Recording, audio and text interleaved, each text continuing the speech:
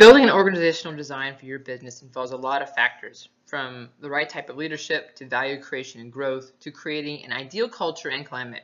If you are seeking ways to improve or build upon your design, I have some great tips to get you started in the right direction.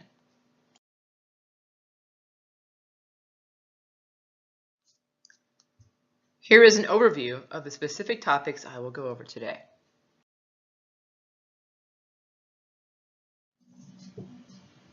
You want to create an environment where your leaders have done such a great job they aren't needed for the team to move forward. To use the clock builder versus the time teller metaphor, the time teller is the go-to person that points everyone in the right direction and to help make the right decisions. The time teller is great at what they do, but when they're gone, no one else knows what to do without the direction, and the time telling is delayed. Whereas with the clock builders, they work to build the clock to tell time long after they are gone. A clock builder type of leader understands their team needs to be able to function without them and helps to steer their team to tell the time all on their own. You want to grow clock builders, which are our leaders, to be most concerned with the team and organization they support and not so much their own career, positions of power, or levels of pay. This is a level 5 leader. Most great leaders do not start out great, but rather grow into becoming great leaders. Have a leadership development plan with hopes of growing level 5 leaders. These types of leaders are not ambitious for themselves, but for the organization. The drive is solely channeled toward the cause and success of the organization. They are not concerned about how they appear to the public, about their own career, or even power or money. Their high levels of humility and will are for the good of the organization's mission and will go to do whatever it takes for the team to succeed. There are different developmental levels of leadership, and at any given time, you will have staff members in all levels.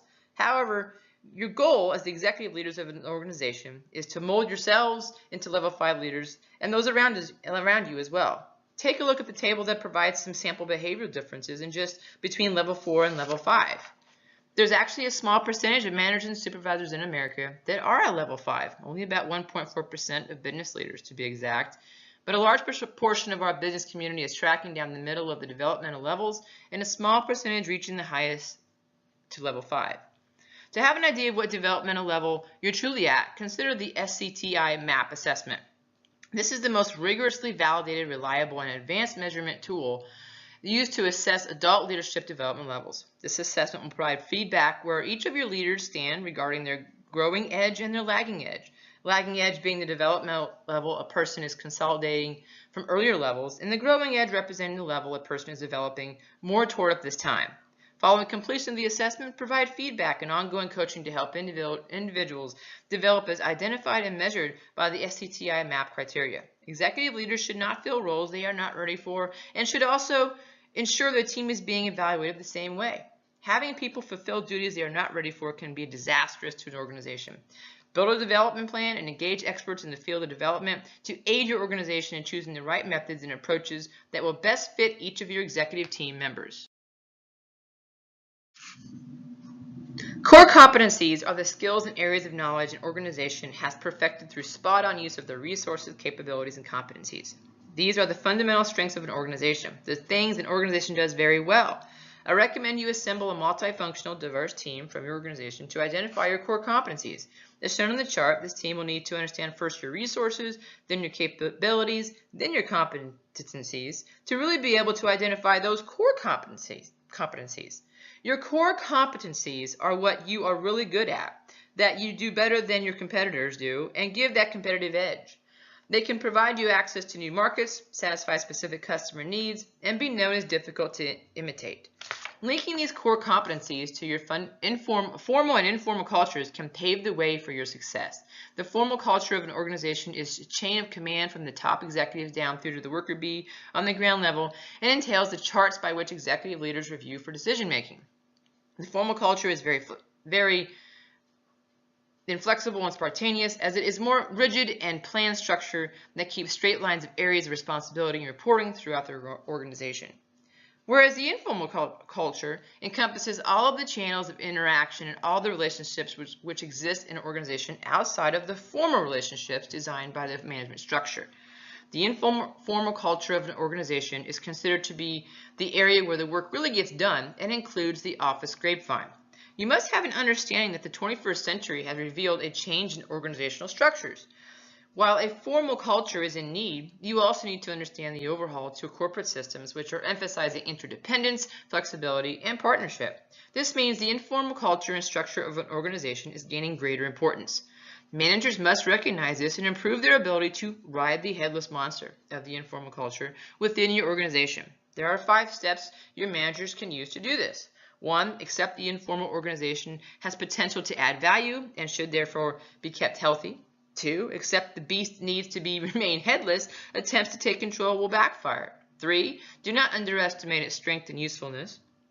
4. Get a good grip by getting to know your informal organization and who is well connected and why. And 5.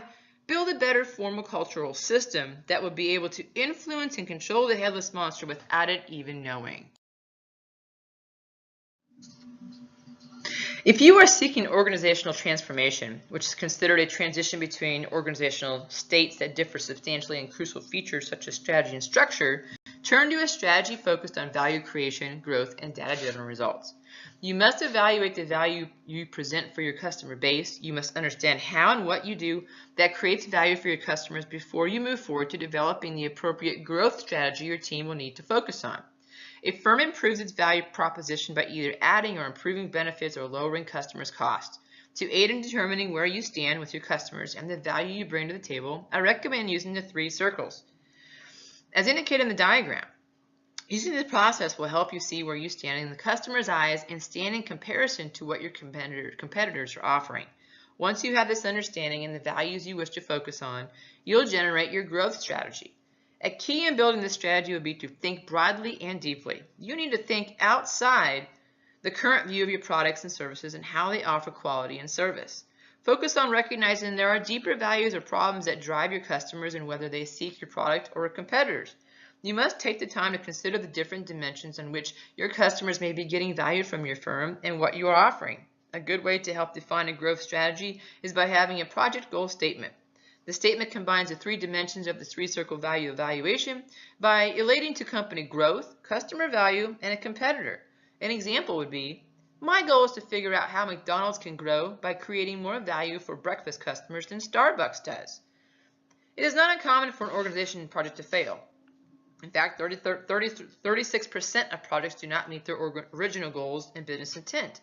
These failures can often be due to the project process being too bureaucratic, requiring too much planning, too much time, and too detailed to keep updated. To ensure success of your project, ensure you use a pragmatic project management approach methodology, which will bring focus of the project details back to the basics. Those basics are covered by the Fab 5 and needed for all projects. See the diagram which details the 5 key items to have for your plan: a project charter, project requirement, work breakdown structure, a plan, and communications. Having these 5 key items will ensure your project is aligned with the organization's strategic plan, ensure you have all the items required for the project, and ensure your project scope is defined in deliverable terms. Ensure you have a plan detailed with schedule and resources, and finally, that you have written and verbal communication across the entire arena of the stakeholders in your team. To maximize your organizational design, have a strategic plan. Strategic planning is a commonly used management process employed by managers in both the private and public sector to determine the allocation of resources in order to develop financial and strategic performance. I recommend using this planning ideology as you evaluate your organizational communication structure, systems, technology, and synergy of your staff. Nowadays, communication is unanimously recognized as the key to organizational excellence and efficiency. As one of the most important activities of an organization, the most appreciated 200 companies spend on communication with their employees 3 times more than the least admired 200 companies. As you may guess, the most used instruments of communication are telephone, fax, or email. However, a lot can be missed by communicating via electronic modes. Visual cues of those you're communicating with are missed, and the tone of your message can be misunderstood. I firmly believe face-to-face communication can outperform the technology instruments in many instances. I propose establishing a communication plan which focuses on face-to-face communication as much as possible, since it helps build relationships, foster trust, and lay foundation for effective teamwork. Virtual teams have become a fact of business life. I recommend considering the option to allow staff to telework several days a week and have the potential of hiring solely virtual staff members. Integrating virtual work into your strategy will open the door for virtual staff who may not want to commute long distances or, at the very minimum, lessen fuel costs for employees to telework several days a week. Ensure you have guidelines and policies in place to help effectively manage virtual working staff by clarifying tasks, processes, roles, and responsibilities for each virtual worker, even if part-time teleworker. Establish a rhythm for your team in regards to daily, weekly, monthly meetings for everyone to stay on the same page. And be sure to have a virtual water cooler for your team to have informal interactions that will enable sharing of information and reinforce the social bonds. Synergy means much more than working together. Synergy is actually a systematic principle that explains how a team's collective performance is unpredictable based solely on its members' individual performances. The collective performance can be better or worse than the sum of the individual performances. Your goal is to have your team synergy be a good thing and have them mix well together like hydrogen and oxygen do to make water. Ensure you do all that you can to hire new members that will mix well with your current staff, and take a look at current employees' combinations of common interests, common values, and talents that are complementary to that of others. Encourage your staff to find common shared interests that will help them work towards shared goals together.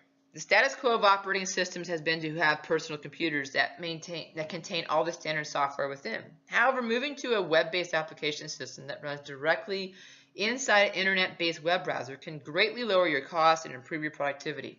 Your operation costs will decrease due to no longer incurring costs associated with purchase and renewal of desktop software and regular backup of employees' hard drives.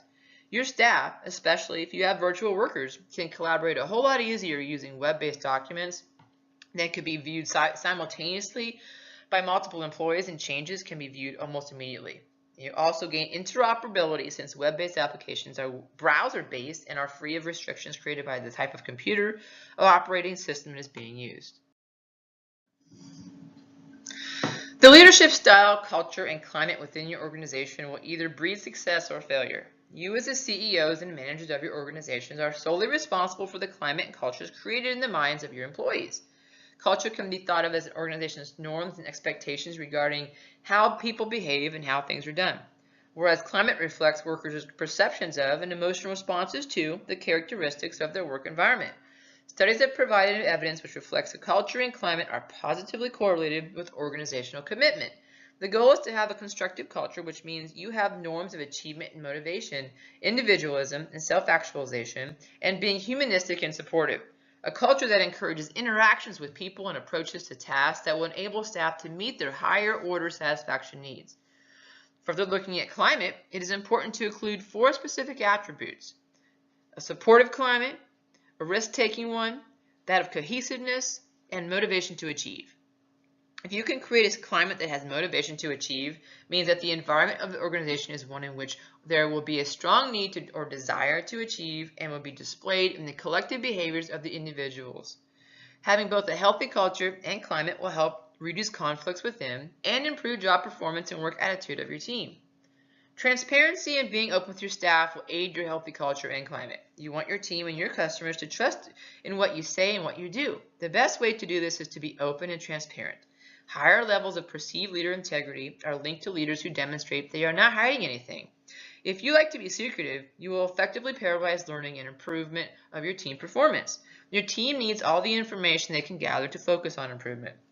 They want to know the why behind what's going on and not be in the dark. Transparency enables the creation of trust for internal audiences and external customers as well. To be a transparent and open leader, you have to be willing to share information and knowledge as much as possible. Have honest dialogue and enjoy that dialogue with your team because you know you're getting information in return that will help you as the manager. Essentially, to be successful, you need to be prepared to turn your organization into a more democratic model where ownership of ideas, the unit, and organization are shared, where all staff are in the know and fully respected as participating members of your team. The information presented today should give you a good start on designing or improving your organization's design. You can also look at the listed references for your further guidance. Thank you for your time and listening today.